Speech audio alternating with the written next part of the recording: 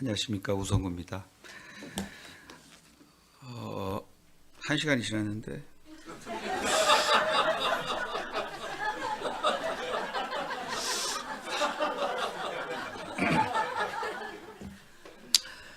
저희 교회는 1시간 예배하거든요.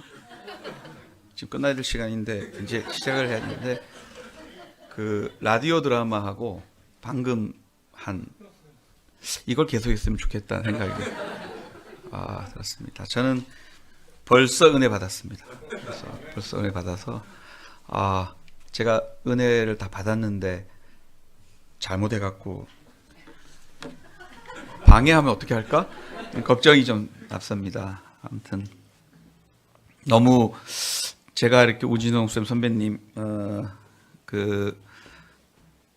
잘 옆에서 뵙지만 너무 교회에 와서 보니까 너무 아름다운 것 같아요. 이 교회에서 아침에 예배하고 또 간식을 나누는 모습, 또 지금 예배 이 분위기가 너무 좋은 것 같아요. 그래서 제가 너무 좋은 곳에 왔다 이렇게 불러주셔서 감사드립니다. 저는 오늘 제 소개 잠깐 드리면 요거부터 저는 우진성 목사님과 가족이 아닙니다. 다들 우시라고 우시는 다 가족인가? 뭐 그런 사람이 있어요. 아닙니다. 외모는 좀 비싼가요?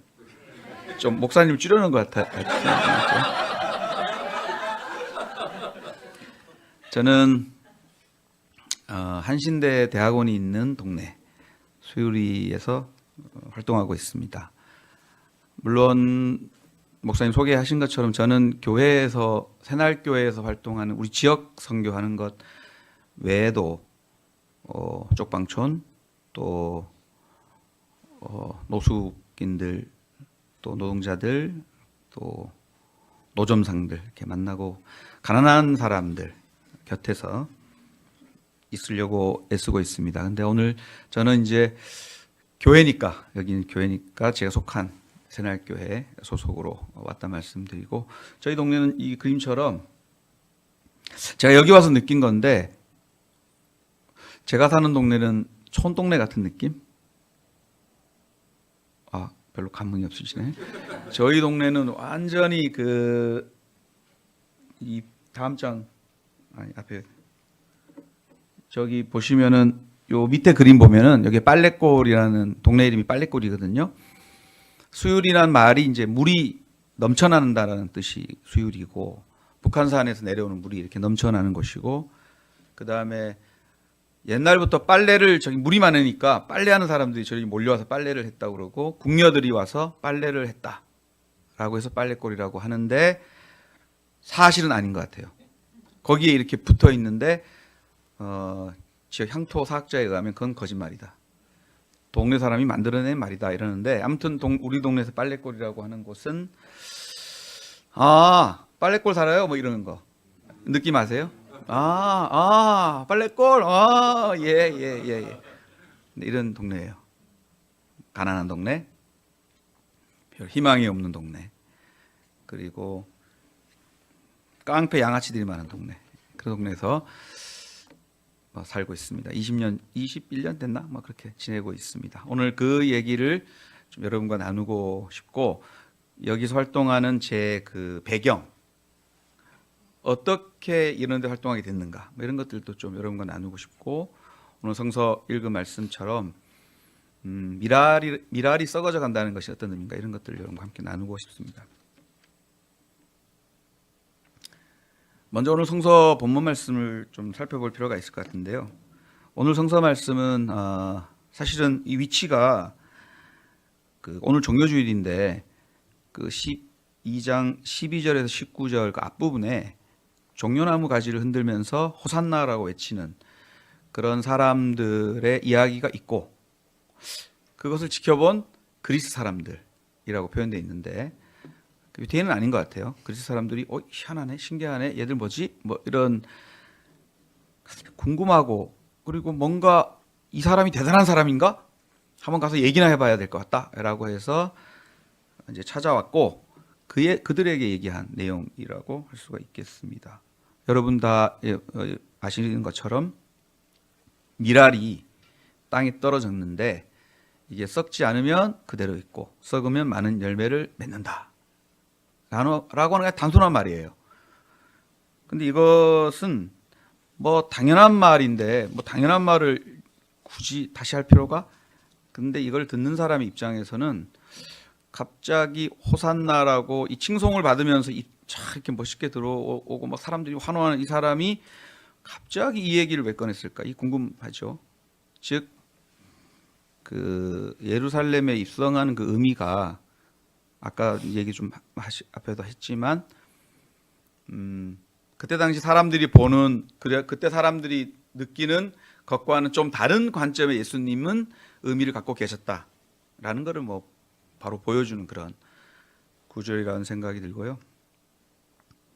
그런 의미에서 예수님의 오늘 이야기는 기존의 사람들이 갖고 있는 가치, 질서에 좀 도전하는 좀 다르게 좀 너희들 다르게 당신들 생각해야 돼라고 하는 것들을 말하고 있는 구절이 아닌가 싶은 생각이 듭니다. 그래서 오늘 저는 여러분께 이렇게 뭔가 다르게 이렇게 접근되고 있는가에 대한 얘기를 나누고 싶고 그런 것들에 대해 여러분이 이해한다면 오늘 제가 드리는 말씀의 목표는 달성할 수 있을 거라 생각이 듭니다. 그러면 본격적으로 한번 얘기를 보려고 합니다. 제가 하고 있는 것은 제가 소속이 기독교 도시빈민선교협의회라고 하는 곳인데요.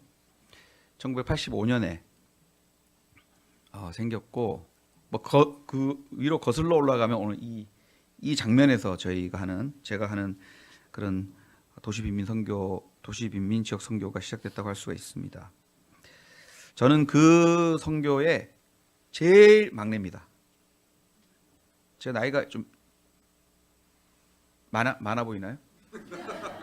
저 요즘 깜짝 놀랐는데 지나가는데 어떤 분이 어르신 차 한 잔 들고 그래서 제가 깜짝 놀라 뒤를 돌아보고 딱 싸우려고 했더니 신천지여갖고 제가 괜히 휘말릴까봐 제가 이제 가고 그리고 나서 바로 전철을 탔는데 어떤 분이 여성분이 어르신 여기 자리에 앉으세요. 제가 굉장히 충격받았는데 제 목사님보다 굉장히 어립니다. 동년배로 보는 사람이 있어요. 제가 막내라는 사실을 설명하기 위해서 기계. 제가 이렇게 시작한 빈민지역 선교의 막내입니다. 저는. 물론 뒷부분에 이게 좀 바뀌는데 빈민지역 선교에서 지역 빈민 선교는 제가 시작입니다. 제 또래들이 시작인데 그 얘기를 좀 드릴까 합니다. 빈민지역은 1960년대 말에 형성이 됐습니다. 처음부터 이런 데가 있었고 빈민들로 몰려왔던 게 아니고 다 한국 전쟁 끝나고는 농업 기반 한국 사회가 농업 기반 사회였어요. 그래서 농촌에 특히 곡창지대인 호남 뭐 이런 쪽에 분들이 농사를 지어서 먹고 사는 그런 기반 사회였는데 경제개발 계획을 뭐 이렇게 하면서 이게 좀 바뀌게 되는 거예요. 그래서 공업을 좀 활성화시켜야 되겠다. 이 경제개발 계획의 요체였죠.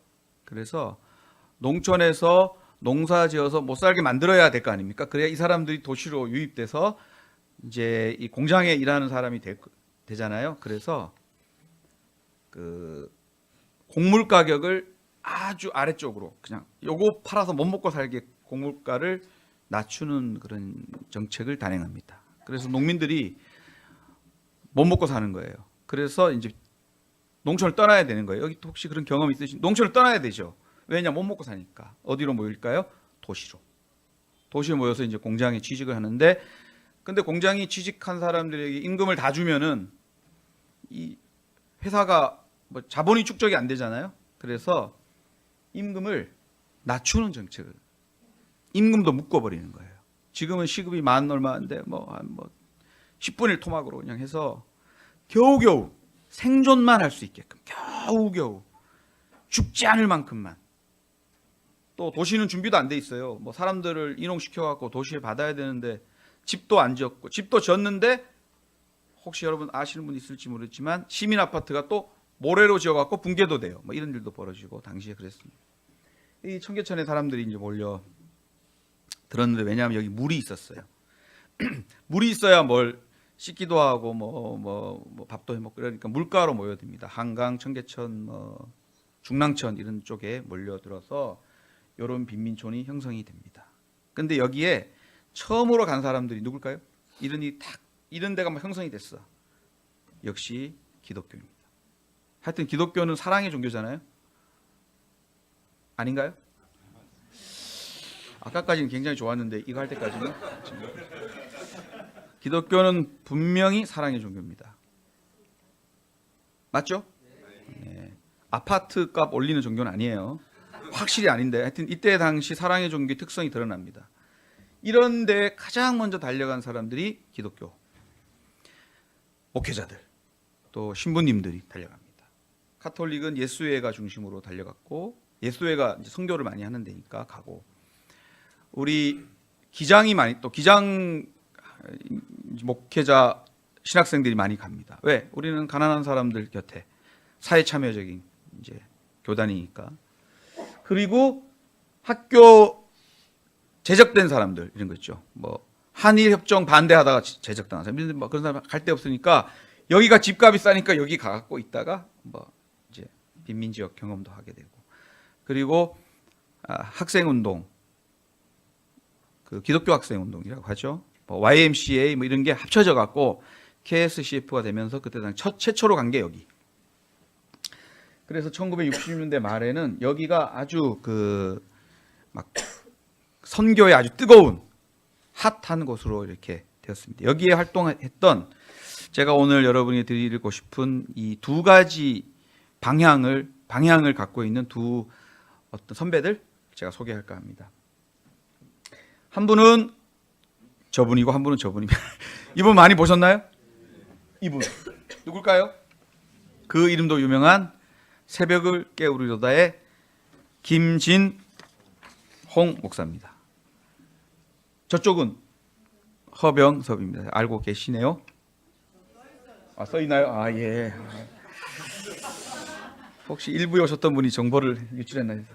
이분은 공통점이 있습니다.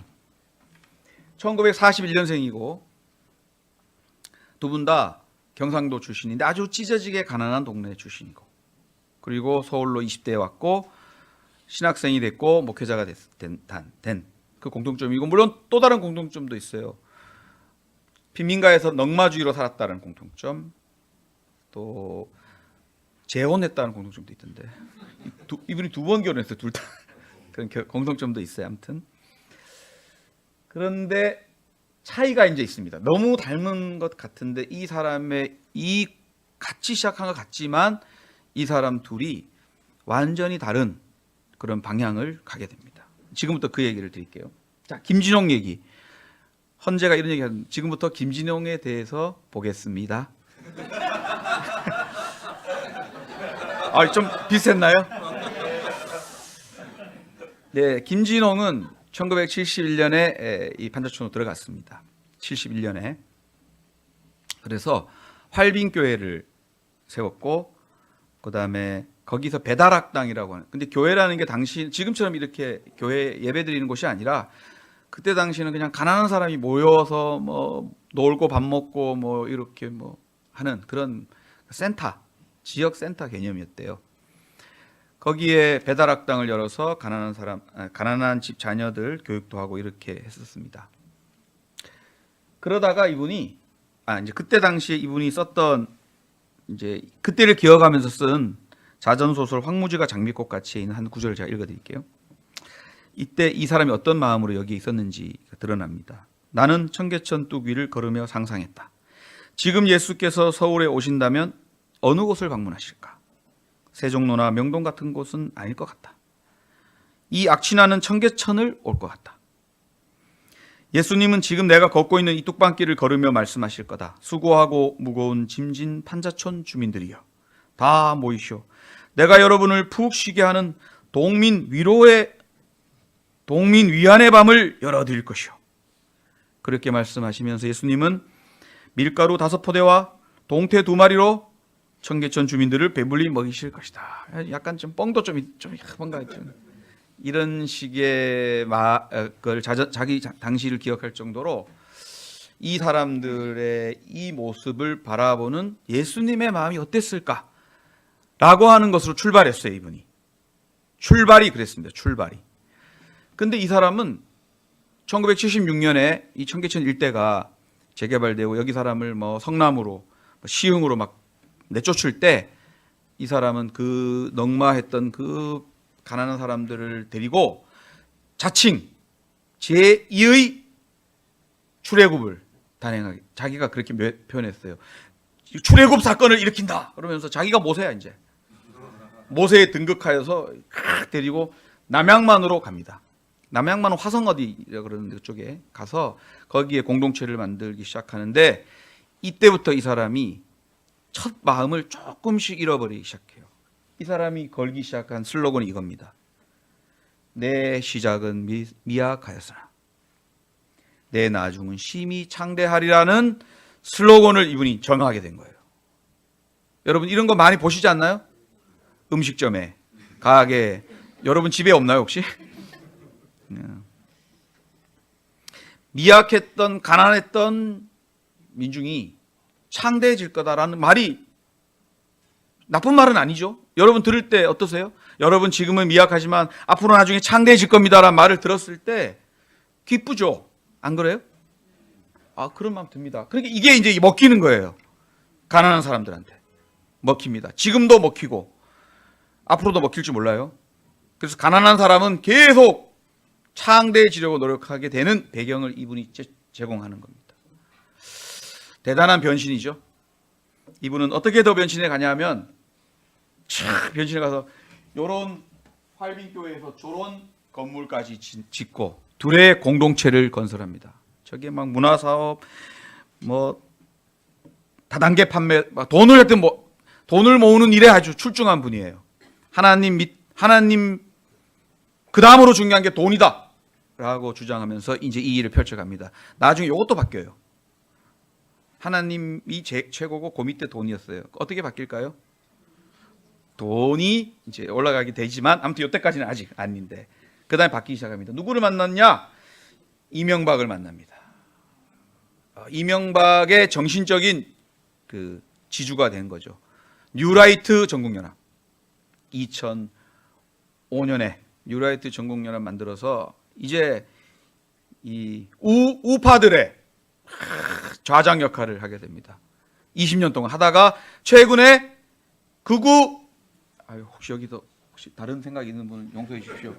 극우 기독교의 이제 중심이 됩니다. 어떻게 이렇게 변신할 수 있을까? 이 사람이 정광훈의 사상적 스승입니다. 정광훈이 지금 막 혹시 정광훈 욕하면 혹시 자유마을 안 계시죠? 온 사람들에게 핸드폰 쓰게 하고 카드 만들게 하고 막 하잖아요. 돈을 막 모읍니다. 이게 이 사람이 가르쳐 준 거죠. 그러면서 김진홍이 아침 묵상 중에 했던 말 잠깐 소개해 드리면 이렇습니다.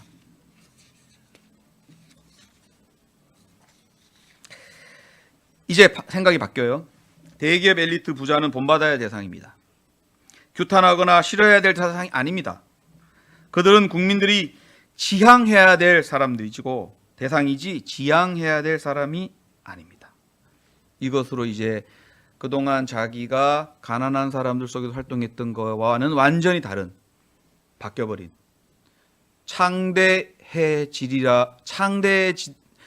거다라는 그 환상들을 유포하고 또 부자들을 쫓아가야 되는, 그래서 부자 되세요 막 이런 광고 막 이게 다 이쪽 배경에 이제 있는 그런 거죠. 시장 경제 체제를 절대적으로 숭배하는 물신주의자로 거듭납니다. 자, 여기서 바뀌죠.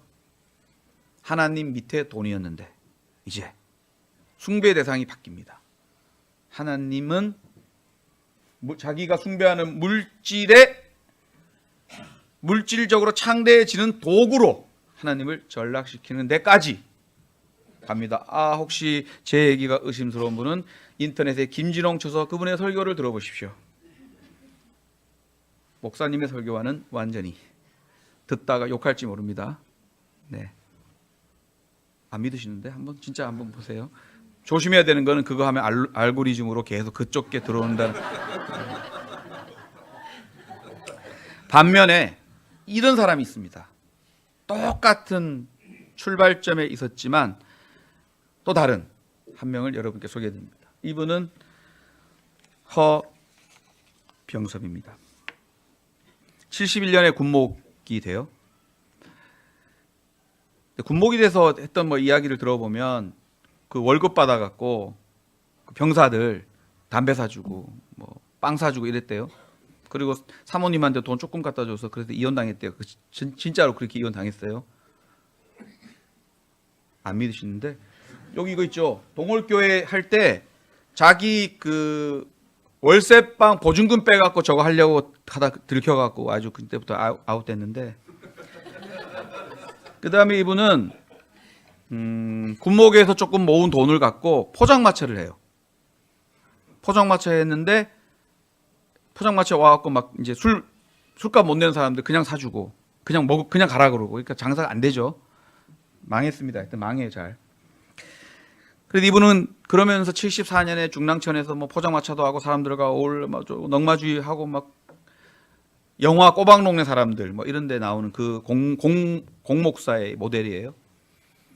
그러다가 이분이 거기도 또 1976년에 이제 재개발되면서 이분도 이주를 하는데 아까 김진홍은 모세가 돼 갖고 저쪽으로 갔고 이분은 산동네로 들어갑니다. 사모님한테 보증금 빼 갖고 맞으면서 그걸 갖고 이제 물론 그거를 알게 된 선배님들이 돈 모아줘서 동월교회 꼭대기로 산꼭대기로 올라갑니다. 소위 말하는 산동네로 올라갑니다.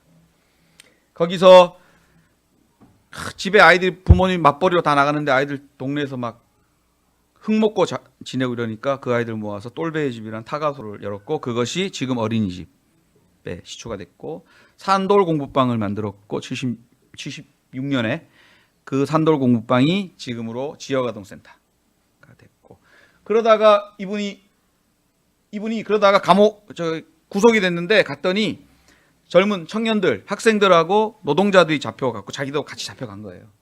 그런데 이 경찰관이 청년 학생들하고 노동자한테는 야 이 새끼들아 이 자식들아 하면서 막 쓰레기 같은 놈들 막 이러는데 막 그렇게 할 거 아니에요. 야 이 새끼들 말이야 죽을래?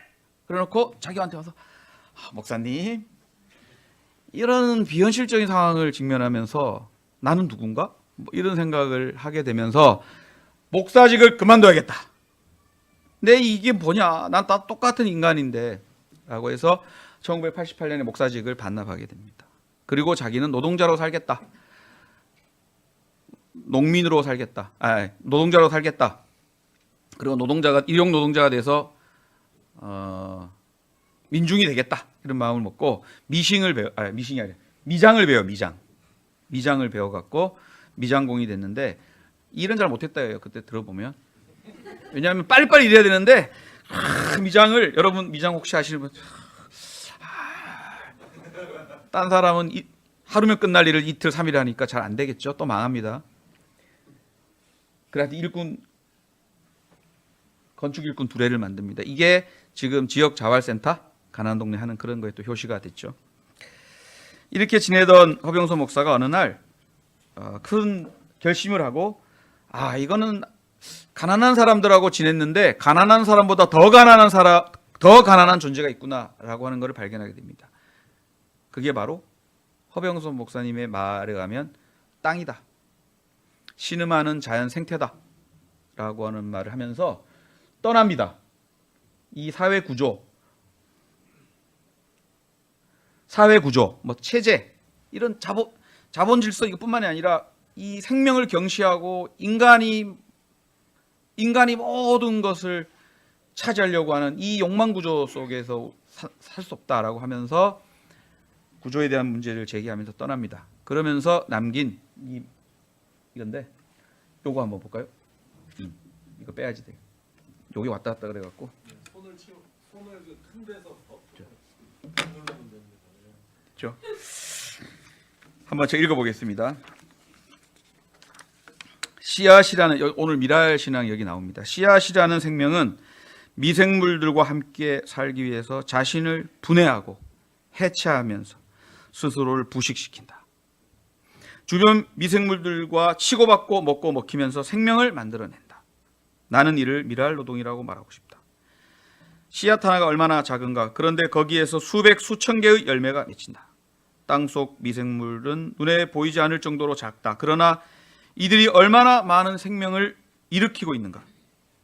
작은 자의 노동이라는 점에서 이들의 노동은 미랄 노동이고 자신을 분해하고 희생한다는 뜻에서 또한 미랄 노동이다. 뭐 이런 얘기를 하면서, 그래서 이것 때문에 이 뉴스 NGO의 김종희 기자는 창대 신앙과 미랄 신앙 이 둘을 비교하면서 창대 신앙 그 끝은 저쪽이고 욕망 그 실현 쪽으로 가는 거고, 우리가 진짜 가야 될 곳은 미랄이 되고 썩어져 가는 이쪽 아니냐라는 이제 얘기를 하기에 이릅니다. 너무나 비슷한 것 같지만 완전 다른 삶을 여러분 느끼시겠죠? 한 분은 더 높은 곳으로, 더 화려한 곳으로, 더 권력 지향 쪽으로 가는 반면 한 분은 더 낮은 곳으로 내려갑니다.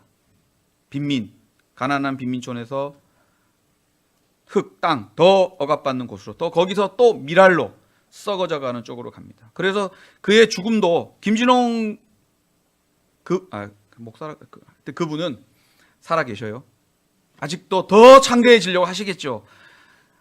네? 근데 이 목사님 사편에서 목사님이라고 하기도, 허 씨는 우리한테 그렇게 불러달라 그랬어요. 허 씨라고. 그는 죽음도 되게 초라하게 죽었어요. 우리는 지금 13년 됐는데 허 목사님 생각하면 맨날 눈물 나. 우리 계속 그 산소에 가면은 맨날 울어요. 추모질 때 보고 싶대. 이게 그리운 분인 거예요. 비록 그는 썩어서 땅으로, 그리고 우리에게 맨날 실패자 같은 모습을 보였지만 우리는 그를 따르고 있는 거예요. 우리 엄청 많은. 그래서 좀 과장하면은 지금 광장에서 일어나는 빛의 혁명에 그것도 연결이 되는 거 아닌가? 너무 과한가요? 미랄과 빛의 혁명. 제가 한번 연구를 해봐야겠네. 그렇게 다 썩어서 밑으로 계속 옆으로 확장 퍼졌기 때문에 저 위로 창대에 올라가려고 하는 것들과 대결을 우리가 지금 벌이고 있는 장에, 우리 그 역사 한 페이지에 우리가 있는 거 아닌가, 이런 생각도 하게 됩니다. 여기까지가 빈민지역 운동, 빈민지역을 했던 사람들 했던 거고, 저는 그 끝자락에 있는데, 제가 할 때부터는 좀 바뀌어요, 이게. 왜냐하면 우리 여기 과천역 이 동네도 막 재개발돼가지고 아파트가 막 섰잖아요. 가난한 동네는 더 심해요. 왜냐하면 가난한 동네는 대부분 공동묘지, 공유지에 집을 판자촌 짓고 살았잖아요. 얼마나 좋습니까? 딱 재개발하기에. 보상도 안 해줘도 돼요. 그냥 다 주민들 쫓아내면 돼요. 싹 바뀝니다. 그래서 빈민지역이 없어져요. 유명한 빈민지역 삼양동, 신림동, 봉천동 다 아파트촌 됐습니다. 그러면 어떤 사람이 이렇게 말합니다. 빈민지역이 다 없어졌는데 무슨 빈민지역 운동하냐? 맞습니다. 할 게 없어요. 얼핏 보면. 하지만 할 게 또 있습니다. 왜? 가난한 사람은 없어지지 않았어요. 단지 가난한 사람이, 제가 우리 동네를 표현할 때 이렇게 해요. 가난한 사람이 산동네 이렇게 몰려 살았거든요. 지금은 어떻게 가난한 사람이 있냐면 이만큼 아파트 짓고 요만큼에다가 위로 임대 아파트를 짓고 여기다가 닭장처럼 차곡차곡 넣어놨어요. 그러면 여기는 외형으로 아파트촌인데 그 안에 가난한 사람이 있는 거예요. 그래서 저는 그 지역을 들어가게 되었습니다. 이게 바로 임대 아파트의 일출 마을이에요. 그래서 들어갔는데 이제 빈민 지역 운동에서 지역 빈민 선교로, 빈민 지역 선교에서 지역 빈민 선교로 바꾸지만 핵심 내용은 같습니다. 낮은 곳으로. 우리 성육신 신앙 있죠? 하느님이 인간이 됐다. 높은 곳의 존재가 낮은 존재가 됐다. 완전한 존재가 불완전한 존재가 됐다.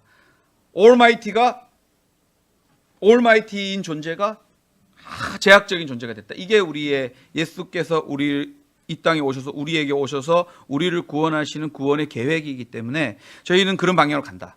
이게 우리 빈민선교, 그게 빈민지역 선교든 지역 빈민선교든 갖고 있는 가치 지향 중에 하나고, 또 하나는 진짜 그렇기 때문에 진짜 사람이 되자. 혹자들은, 성서시대에도 혹자들은 예수님이 진짜 인간이 안 됐다고 주장하는 사람도 있죠. 그렇죠? 그냥 인간인 척했다. 가연설이라 그러고, 요한복음도 그런 가연설에 저항하면서 쓴 책이기도 한데, 우리는 진짜 인간이 된다. 참 사람이 되자. 참 진짜 사람이 되자. 근데 어떤 사람? 가난한 사람을 계몽하는 사람이 아니고, 가난한 사람이니까 불쌍하니까 구제하는 사람이 아니고 그들과 똑같은 존재가. 그래서 우리의 목표는 가난한 사람처럼 되는 거예요. 그들이 먹는 걸 같이 먹고, 그들이 입는 걸 입고, 그들이 학교 보내는데 우리 아이도 보내고, 그냥 같이 동일화되는 거죠. 난 그게 예수님이 끊임없이 우리에게 주시는 의미라고 생각해요. 어떤 존재 대상을 만날 때 우월한 존재에서 그를 바라보는 게 아니라 그와 같은 위치에서 그와 똑같은 모습으로, 그래서 그런 것들을 동료로 받아들여지는 것에서부터 출발한다. 그래서 저희가 그렇게 훈련하고 저기에 들어갔습니다. 근데 여기 이제 임대 아파트 있어요. 여기가 혹시 임대 아파트 요즘은 되게 좋아졌는데, 저기는 막 초창기 재개발하고 만든 데이기 때문에 되게 좁아요. 14평인데 실평은 8평 정도 돼요. 거기에 한 가족이 뭐 5인, 6인 이렇게 살고 있어요. 그러니까 아이들이 공부할 방도 없고, 그러니까 주민들이 공부방을 만든다고 그래서 저처럼 별로 할 일 없이 동네에 어슬렁어슬렁 거리는 제가 주민들한테 걸렸어요. 당신 뭐지? 예, 제가요. 왜요? 그래서 걸려가지고 주민들이 와서 애들 하는 일도 별로 없는 것 같으니까 애들 공부나 가르쳐줘. 그래서 공부방을 시작하게 됐어요. 근데 그게 지하예요. 해가 안 들어와. 빛이 안 들어와. 그래갖고 이름을 해 뜨는 공부방으로 우리가 지났는데, 해 뜨는 그러니까 또 좀 너무 또 노래 해가 뜨지 아닌데 내일은 해가 뜬다 이 노래 같아서 해 뜨는 일출로 바꿔서 일출마을 공부방이라고 하고 거기서 아이들과 5년을 지냈습니다. 그러면서 아이들과 먹고 마시고 아이들 먹고 마시고 잠깐만 여기서 취소 삭제 아이들과 놀고 아이들의 부모와 먹고 마시면서 이게 계속 지냈습니다. 그냥 동네 그냥 주민도 살아야 되니까 그렇게 훈련받고 그렇게 지냈고, 우리 아이도 공부방 다녔고, 우리 장모님은 왜 자네는 이상한 사람들과 어울리나 뭐 그래서 장모님 제 삶이 원래 그렇습니다. 그만 보자 자네. 그래서 시작한 게 빈민 지역 선교에서 지역 빈민 선교로 바뀌고, 이제 아파트촌 안에 그 사이사이에 숨겨져 있는 사이사이에 아무도 돌보지 않는, 이제 다 잘 사는 거 아니야? 라고 보는 여기 이 사람들 시각에서 벗어난 사람들을 이제 찾아야 되는 거예요. 전에는 빈민 지역만 가면은 그냥 온 동네가 가난한, 아까 청계천 같았는데 이제는 달라지는 거죠. 그래서 주민을 아주 이제 더 깊이 만나기 시작합니다. 그러다 보니까 동네에서 아파트 경비 노동자를 알게 돼요. 아파트 경비 노동자는 휴게실에 화장실 있고 냉장고 있고, 혹시 잘 모르시죠? 휴게실에 식탁 있고 냉장고 있고 화장실 변기 있고 이렇습니다. 똥 누는 데서 밥 먹어요. 이게 지금 아파트 경비 노동자. 그리고 아파트 경비 노동자 그 부스에 에어컨 설치 안 돼 있는 데 많아요. 그리고 계약이 6개월은 긴 거고 3개월, 1개월짜리 계약도 있습니다. 1개월마다 근로계약 다시 써요. 그러면 이 사람은 피가 마른대요. 그리고 스스로 목숨을 끊은 노동자들, 그들 만났고 그들과 함께 활동하고, 지금 만났는데 본인의 이름을 못 드러내요. 알면은 또 잘리니까. 현대판 노예라고 본인이 말해요. 아파트 경비 노동자가 제일 심한 것 같아요. 제가 보니까 아파트 입주민 전부가 주인이야. 그런 분들 만나서 이분들과 함께 제가 지내고 있고, 그다음에는 노숙인, 홈리스, 아까 제가 하고 있는 일 중에 우리 동네 일 말고 서울역 앞에 또 영등포에 쪽방 노숙인 거기에 조직들이 있어요. 거기서 주민들 만나고 제가 그분들의 동생으로 활약하고 있습니다. 그분들이 이거 성구 동생, 네 형님 한잔 할까? 아이고 저는 술 못 먹습니다. 주님을 모셔야죠. 네, 이렇게 아시죠? 네. 노점상 되게 싫어하는 사람 되게 많아요. 근데 노점상도 기업화된 노점도 있어요. 근데 요런 분들 있죠. 이 할머니 같은 분은 진짜 할 일이 그거밖에 없어요. 생계형 노점이 있어요, 분명히. 근데 저분들을 대하는 이 정부의 지자체의 태도는요, 너무 깡패 같아요, 진짜. 막 그냥 물건 집어차고 뒤집어 엎어요. 그 저분들 또 같이 또 저래 갖고 또 울고 있으면 옆에 가갖고 또 담아주고, 저걸 또 사야죠 우리가. 그래 동네에 사고 이렇게 지내고 있고. 여기는 홈리스 추모 기간하고, 지금 요거 노인들, 동네 노인들 많습니다. 우리 동네는 저층 주거 지역이고 반지하가 되게 많아요, 우리 동네. 아까 한신대 앞에. 그러다 보니까 여기가 자녀들이 부모님을 잘 모시기에 좋은 동네예요. 안 찾아와도 되는 동네. 임대료 별로 안 비싼 동네. 그러니까 동네 노인들이 바글바글 뭐 무지 많아요. 그러다 보니까 노인들하고 제가 놀아요. 외모도 노인이 됐겠다. 잘 먹혀요, 젊은 오빠로. 그래서 잘 놀고. 하여튼 이거 얘기하면 긴데, 하여튼 뭐 밥상도 하고, 밥상하다가 보니까 뭐 미호도 다시 한번 영화 봤으면 좋겠어, 배너 봤으면 좋겠어. 그래 또 영화 보고, 나들이 가고 싶어, 나들이 가고, 윷놀이 하고 싶어, 윷놀이 하고. 나 생일인데 아무도 내 자식들 또 안 와, 축하하고. 또 제가 명색이 그래서 목사인데 차례도 같이 지내요. 그런 거 안 되나요, 우리 여기서는? 제가 차례도 같이 해서 제가 하고 잘 지내는 거죠. 기본적으로 같이 노는 게 우리 일이니까. 그래서 뭘 하려고 하지 않아야 한다, 이런 게 있어요. 그래서 그분들과 잘 지내고 있는 게 제 지금 하고 있는 일입니다. 자, 더 자세한 얘기는 좀 남아주세요. 다시 한번 생각하는 건데, 그렇다면은 우리는 어떻게 살아야 하는가는 거죠. 결국은 뭐 저는 이렇게 살 거예요. 근데 여러분에게 제가 드리고 싶은 말씀은, 그럼 우리는 어떤 중심을 잡아야 되냐 하는 거예요. 김진홍 따라가세요. 김진홍 따라가시면 되잖아요. 크고 넓은 길, 모두가 가는 길, 창대해지는 길을 따라가지 마세요. 따라갈 것 같아. 우리는 확실하게 두 갈래 길에는 있어요. 뭐 너무 단순한 거 아니야? 사이길 뭐 있겠죠. 근데 제가 이 강단에서 드리고 싶은 말씀은, 우리가 예수 그리스도를 따른다라고 하는 것은 딱 두 가지밖에 없다, 저는 그렇게 생각합니다. 왜냐하면 예수가 보여줬기 때문이에요. 예수가 보여주는 길이, 오늘 종려나무 가지 흔드는 사람들, 막 구원을 바랍니다라고 외치는 사람들에게 야, 내가 해줄게 이 자식들아, 이들아가 아니었다는 거예요. 확실하잖아요. 그는 힘을 모으고 권력을 잡기 위해 움직이지 않았고, 반대 방향으로 권력을 내려놓는 쪽, 뭐 원래 없었죠. 권력도 없는 쪽으로, 그리고 자기가 죽는 쪽으로, 희생하는 쪽으로, 피를 다 쏟아버린 쪽으로 갔다라는 거예요. 그게 오늘 종려주일에 딱 이 자리에 서서 우리가 선택해야 될 길 아니냐는 거예요. 예수님을 바라봤던 제자들이, 혹은 그리스 사람들이, 또 민중들이 그거와 다른 예수의 길이었다는 거죠. 그러면 물질 성공이냐 희생 사랑이냐는 거, 이것은 뭐 대사회적으로도 사회적으로도 그렇지만, 여러분이 가정에서, 여러분이 이 공동체에서, 여러분이 지역 사회에서 선택해야 될 순간들이 항상 있는 것 같아요. 뭐 저는 사회적 의식은 미랄 쪽인데, 희생 쪽인데, 집에서는 저는 더 권력을 가지고 싶다, 이럴 수 있죠. 그러지 않아요? 집에서 내 아내를 지배하거나 내 자녀들을 지배하거나, 내 말을 왜 이렇게 안 들어 너희들, 뭐 이러고 싶은 게 이제 있잖아요. 그것도 해당해야죠. 거기도 희생 사랑 쪽으로 가야 된다, 이런 말씀을 여러분께 드리고 싶습니다. 제 살고 있는 거 빗대서. 여러분 창대해지고 싶습니까?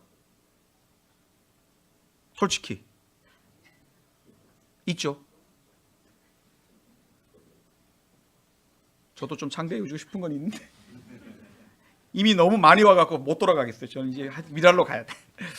아무튼 이거 우리 조금만 잘못하면 우리 바로 그냥 발 빠져버릴 수 있다 생각이 들어요.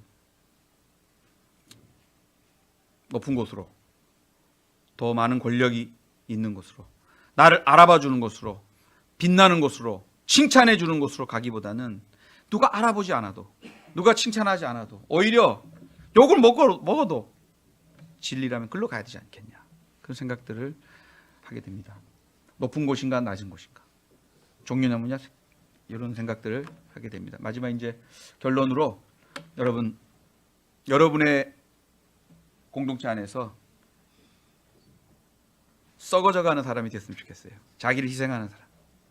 내가 조금 희생해서 다른 사람이 사는, 내가 살아서 다른 사람을 죽이지 말고 여러분이 죽으시길 바랍니다. 저도 앞으로 우리 동네에서 계속 죽어 지내겠습니다. 만연한 이 시대의 정신이라고 하는, 창대해지고 아파트값 오르는데 혈안이 돼서 우리 그렇게 살고 있잖아요. 거기서 딱 서서 성찰함을 하시면서 그게 과연 진실인가? 그러면서 예수님이 가르쳐 주신 미랄의 신앙 쪽으로, 또 우리 허병섭 선배가 보여준 그쪽으로 가면 좋겠다. 당장은 뭐가 안 보이는 것 같아도, 당장은 뭐 눈에 빛나지 않는 것 같아도 그게 우리가 모두가 사는 길이다, 이렇게 생각을 하게 됩니다. 여러분, 썩지 않아서 외톨이 혼자 돼서 사람한테 짓밟히고 으깨어지지 말고 스스로 썩어서 이 공동체 안에서 서로 살리고 꽃피는 우리 과천영광교회 교우님 모두 되시기를 바라겠습니다. 저도 그렇게 살겠습니다. 감사합니다. 다시 한번 라디오극 그리고 바이올린 감사드립니다. 그리고 경청해 주셔서 감사드립니다. 고맙습니다.